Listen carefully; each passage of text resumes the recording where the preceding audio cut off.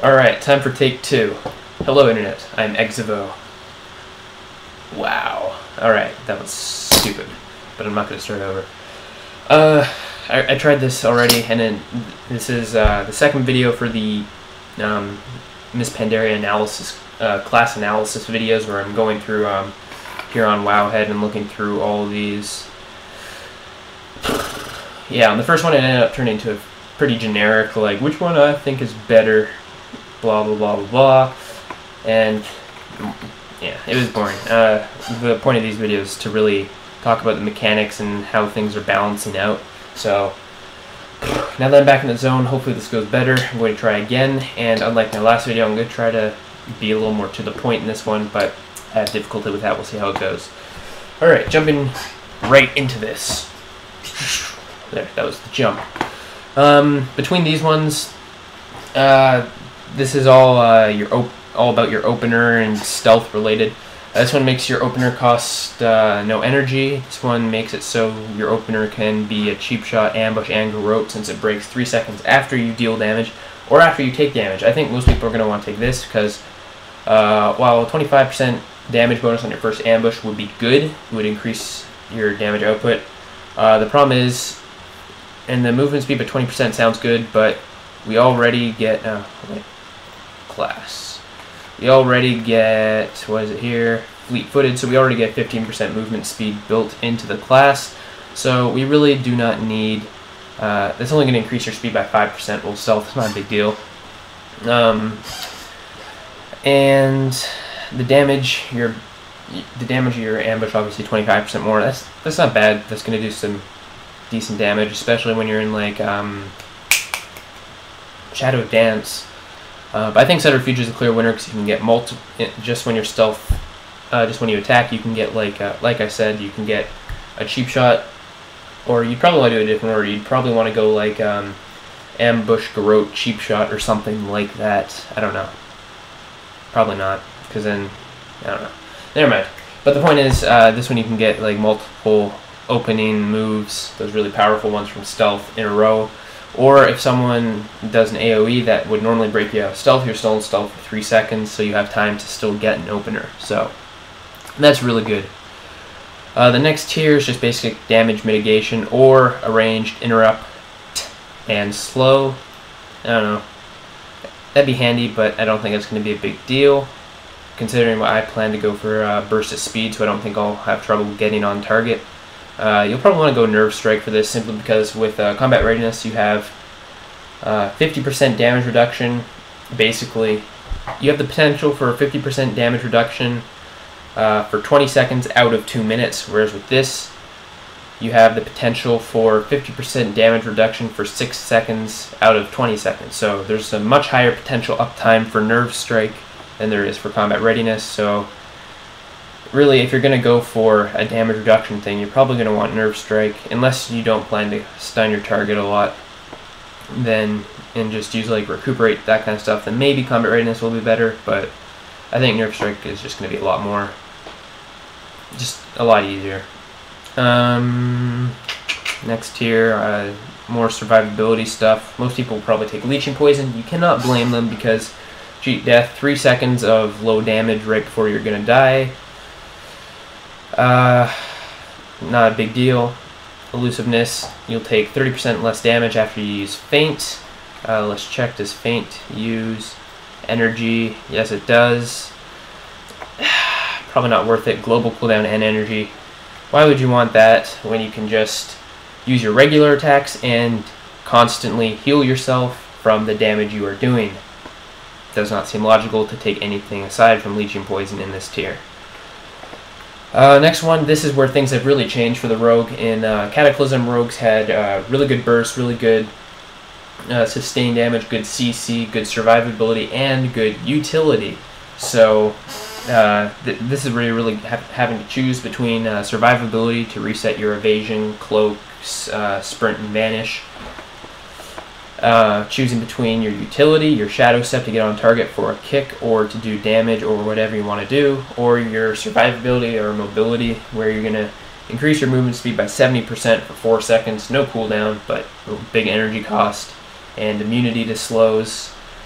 I don't know. I think that's great. I think it's great that you have to make that choice now. Most people will probably end up taking Shadow Step or Preparation. Burst of Speed. I think what they need to do with Burst of Speed, you see what it does is if you just use it when there's nothing wrong with you, like if you're not slowed or immobilized or anything, if you're just running trying to get on target, use this, you're going to get 70% movement speed for 4 seconds. If you use this while you're immobilized or slowed, all this is going to do is you're not going to get a speed increase, you're just going to be immune to slows for 4 seconds. I think they need to put both of them to really make it worth that high energy cost. I think unless you're going to be using them twice in a row, like you get slowed in place and then you go burst of speed to be immune to slows and then again to move really fast. But you know, I think for the energy cost, maybe make it, instead of 60 energy, maybe make it like 70 energy, but then make it have both effects. I think that's something that needs to be done, because when it's competing with Shadow Step and Preparation, just having a 4-second speed increase or just having 4-second immunement to slows for 60 energy, I don't think this is a balanced tier. I think this needs a little bit of a buff. Like I said, combine both those. And then the next one, 10% more damage to people you stun or gouge.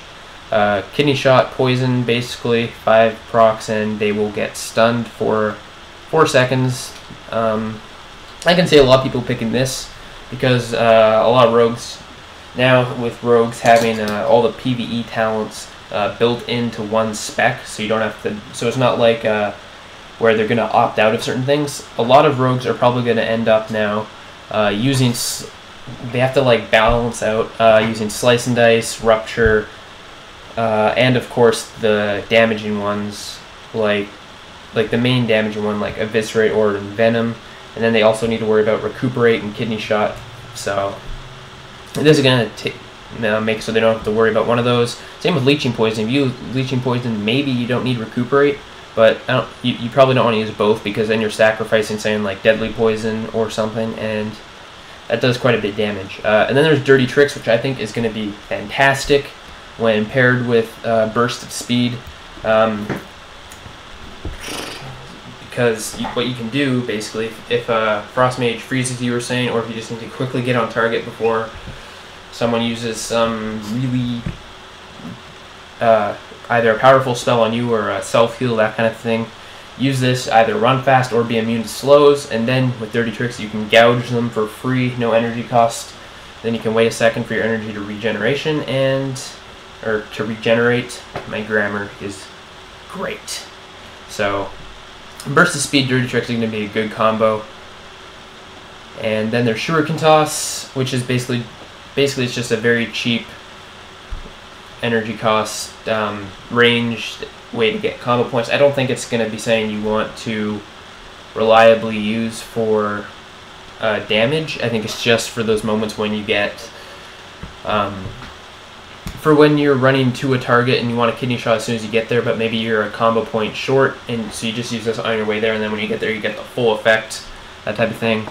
Versatility, Redirect now has no cooldown. This is going to be really good in arenas because rogues can swap their stuff around. That sounded really bad. Rogues can, switch their combo points to various targets really quickly, so you don't have to worry about, say, they're attacking the mage or something, and then all of a sudden someone clones the healer or something, so you can, I don't know, some situation where you'll need to hop targets. Now that you can do this more regularly, consistently, you don't have to end up coming up short on combo points. And then there's Anticipation, where you can go, it's basically like the Paladins thing where they can get up to 5 holy power, but they'll still only use 3 maximum. This you can get up to 10 combo points, but you'll still only use 5 maximum. So if you get 4 combo points and then Mutilate instead of, okay, basically if you get 4 combo points, you're not going to have to use a weak finishing move or waste an ability like Mutilate that generates 2 combo points, but you're only using 1 combo point from it, basically. With this, you can go over that, and then you'll be closer to your next finishing move after that, if that makes sense. Or if you wanted to, you could just go straight to 10 combo points and use 2 finishing moves in a row to unleash a ton of damage, or to Kidney Shot and a ton of damage, and then build up your next one. You could do a lot of things with that. So,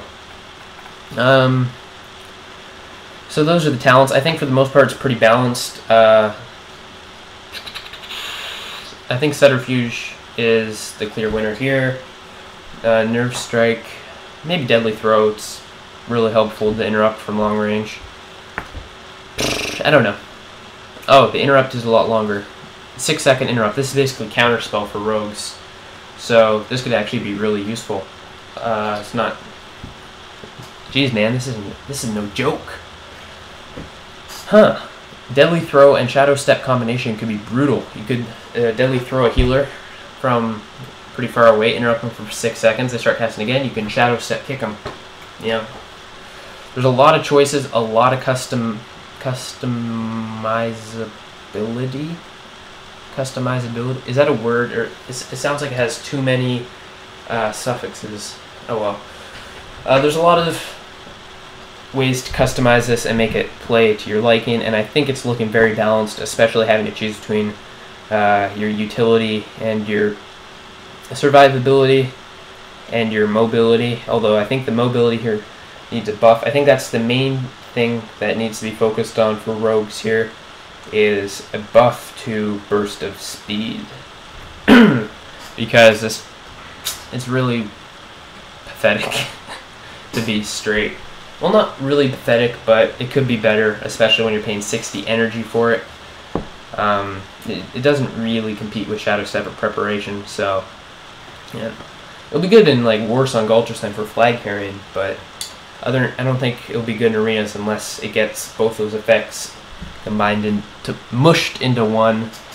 And I'm really liking that because these main abilities that like really define your role or your capabilities are now available to everything, because now all three classes are looking viable for PvP, whereas in Cataclysm, Sub was like probably, it was one of the best specs in the game, and then Assassination was, you could goof around with it without being too awful, and then Combat's like is a joke. So now it's a lot better. Assassination, you can do some good things with it. Same with Combat and Sub. The problem with Combat is they no longer have that. It's looking like they don't have the slow, where in Combat and Cataclysm, your Sinister Strikes or your regular melee attacks, I can't remember which, maybe it's both, would daze the target for a long time. That was one really good thing about Combat. Your target was basically slowed or dazed constantly. So that's one thing that's good, that's missing from Combat. I think they should get that back, because while it's still better than it previously was, I think it could use with that just to make it on par with Assassination and Sub, which have a lot of abilities that are like high crit chances and lots of procs and all that kind of stuff. Like Assassination, you need to do lots of poison damage. You got fast combo points, really good damage with like Dispatch and Mutilate and Vendetta, and then this Sub, you have like really high crit chances and stuff with Backstab, and you got all this stuff. With Combat, you've got high energy regen. That's about it. So yeah, I think Combat could use with that daze back. Other than that, I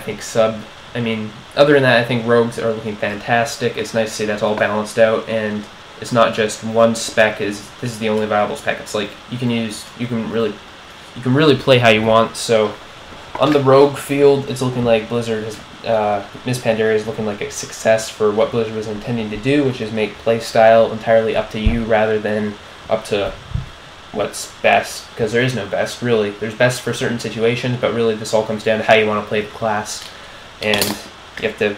I'm really, really liking having to pick between these things. It really defines your role. So that was this video. Thank you for watching. I rambled on a bit more than I meant to. Again, I wanted this to be under 10 minutes long, but it didn't turn out.